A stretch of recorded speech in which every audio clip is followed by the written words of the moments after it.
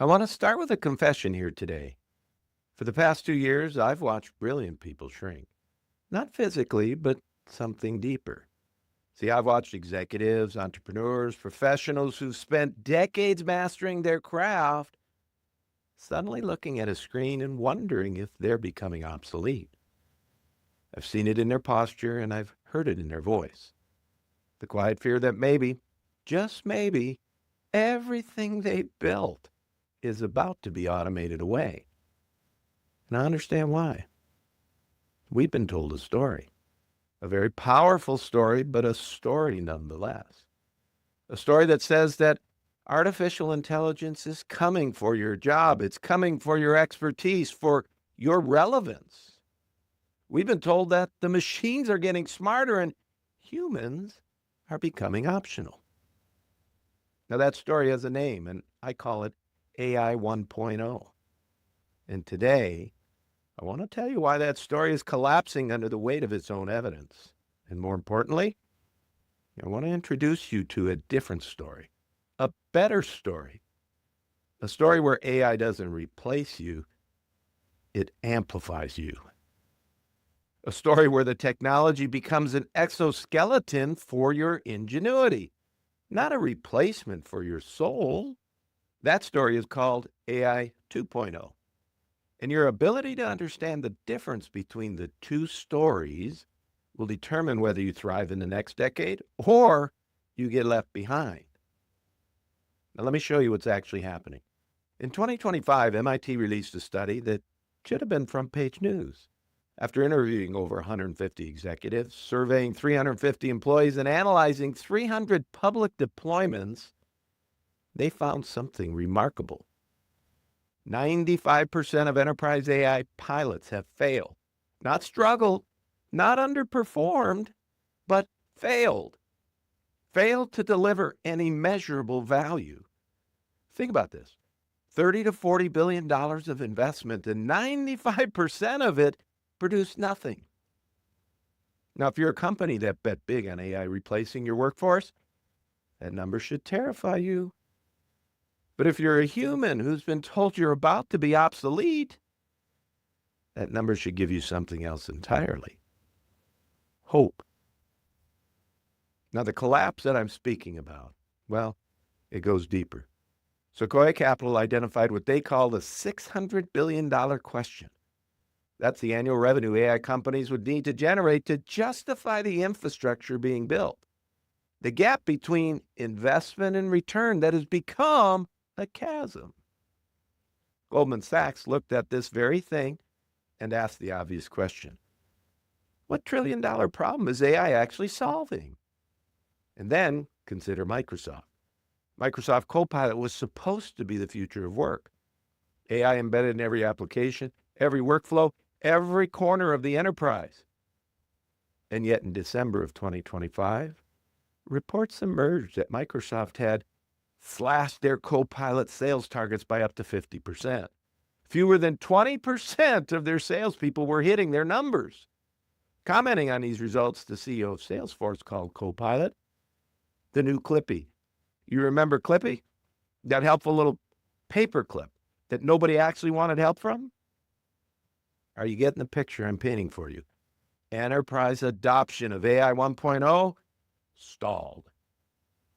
Now, all that said, I want you to listen to this because this really drives the point home. Merriam-Webster named their 2025 word of the year. It wasn't innovation. It wasn't transformation. It wasn't disruption. It was slop. Yeah, slop.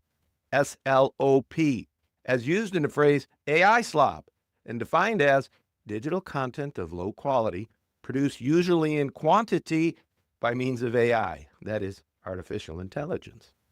You see, the usage of that word increased 9 times in a single year.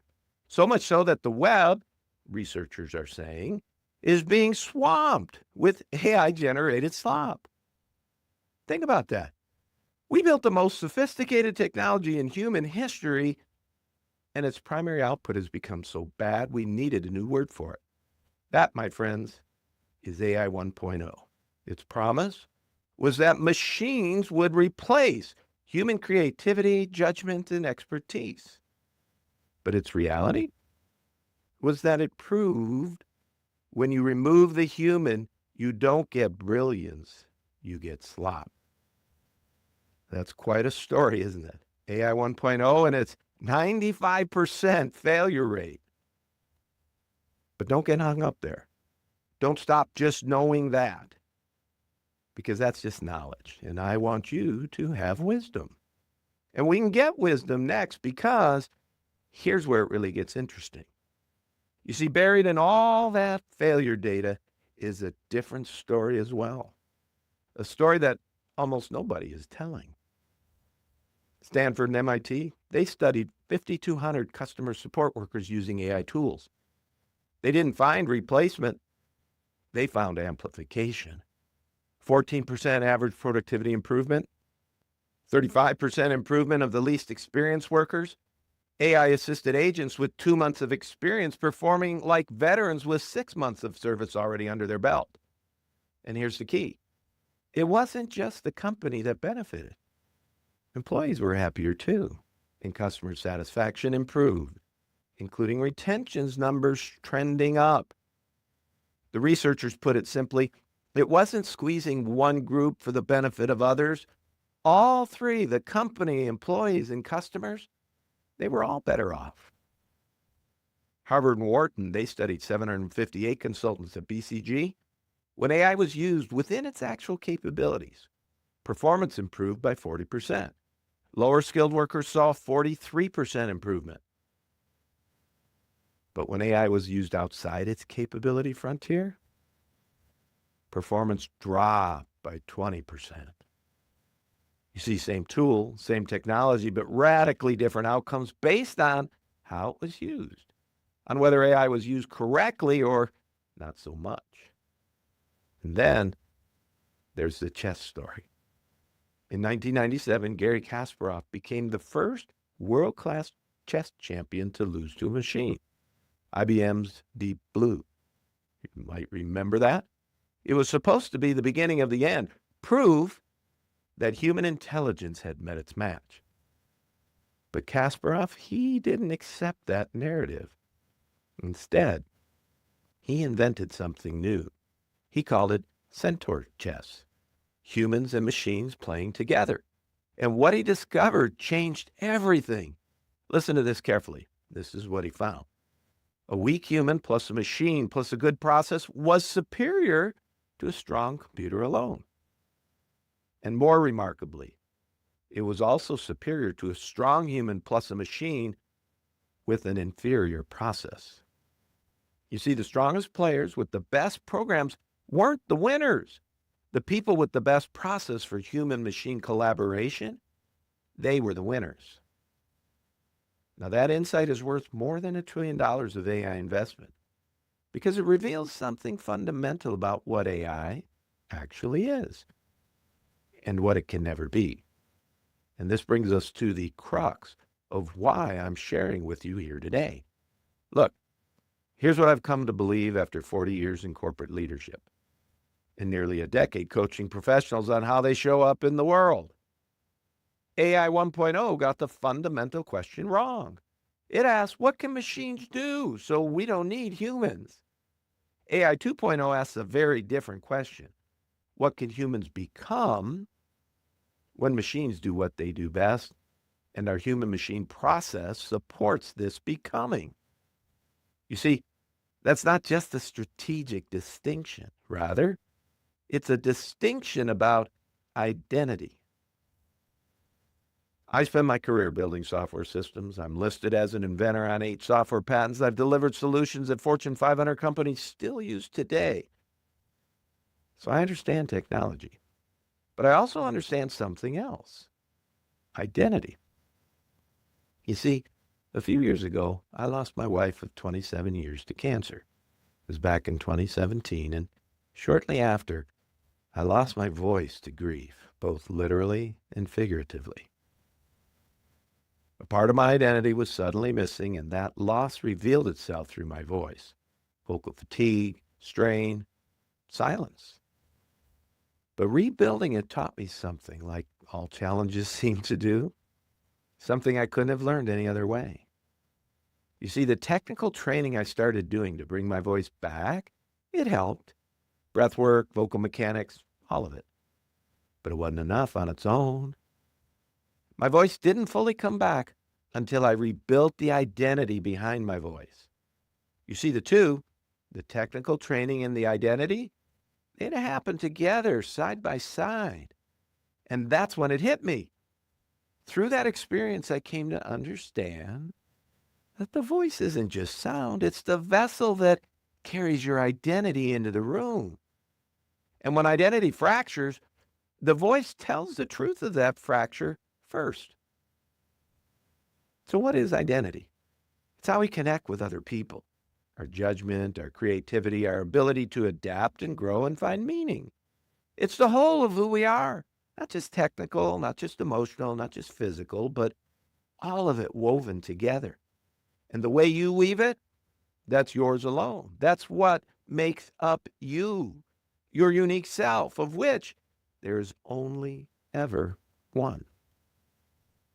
And so my learnings about identity, here's what they taught me.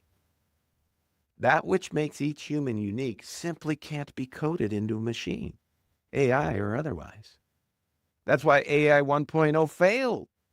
It tried to replicate the human soul and replace it, and it can't. The human soul can't be replicated by a machine. You, as the unique human you are, can be supported by a machine. You can be augmented with AI. You can be amplified. But you can't be replaced. Now, that experience I just shared with you didn't just change how I think about voice. It changed how I think about communication itself. You see, I've spent most of the last decade teaching professionals to communicate with clarity and confidence, especially when the stakes are high and all eyes are on you. And here's what I've learned. Whether you're training your voice or training an AI, the principle is exactly the same. It's an identity thing. The human is the source. The tool, be it your voice or AI, is the vessel. Your voice is how your identity travels in the room. And AI is how your identity travels beyond the room at scale. Same domain, communication. Same philosophy, human is the source. Two different channels, your voice and AI. So when I teach someone to speak with confidence, I'm not teaching them to act or perform as if they're in some theatrical production, or is, as often said, to fake it till you make it.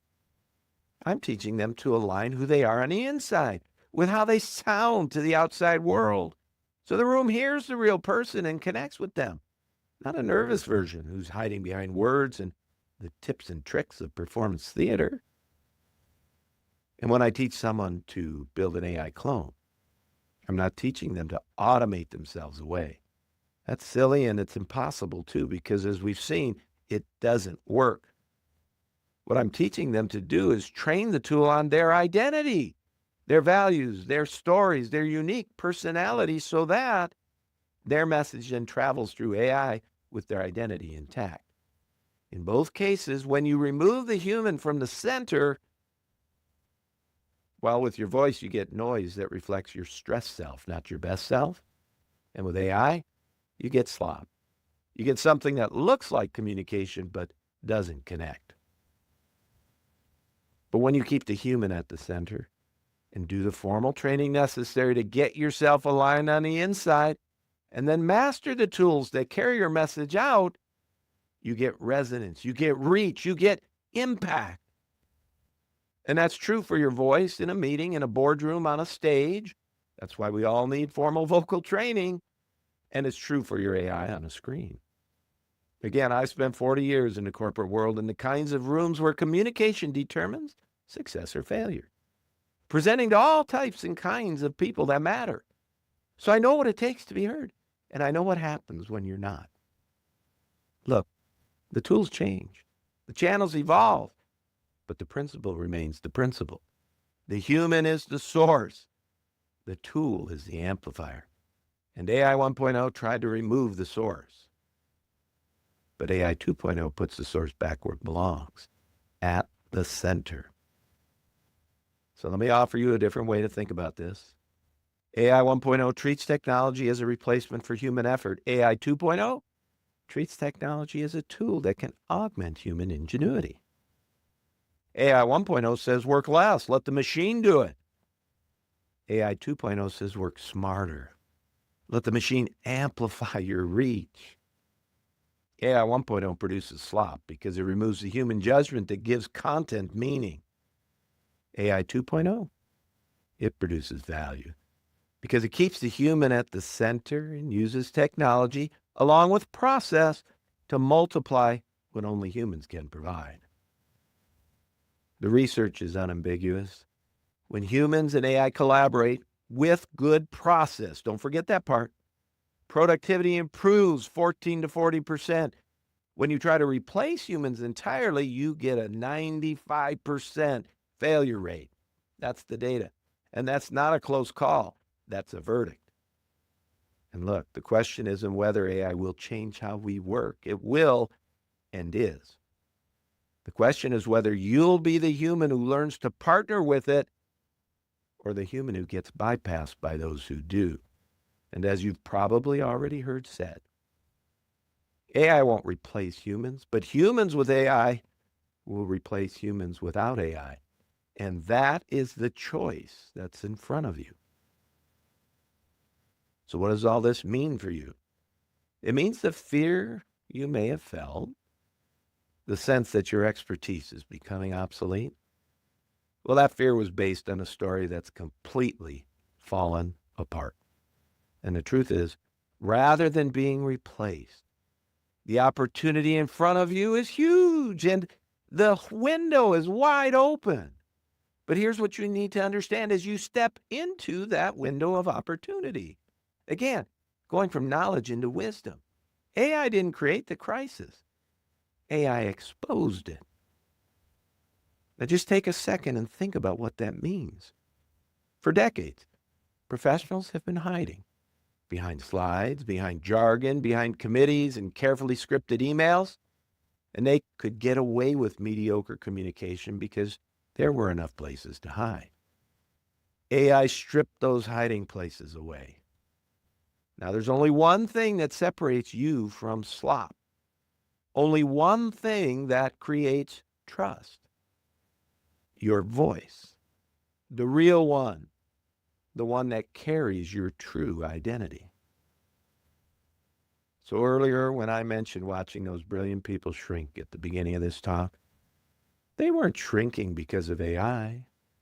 They were shrinking because AI forced them to face a question they'd been avoiding for years. Do I actually have a voice? Or have I been hiding? That's the question this moment is asking all of us. And if you're ready to answer it, whether that means finding your voice in the room, extending it through AI, or leading a team through the natural and beautiful complexity of emergent work, I'm here to help because that's the work that I do. Here's what I know for certain. AI can augment, AI can amplify, but AI can never replace the spark of human ingenuity that lives inside of you. That spark that is the source of every breakthrough, every innovation, every moment of connection that has ever mattered. The machines are tools, and AI is a powerful one, but they're not the fire. You are. Remember that, and go forth and conquer. See you soon.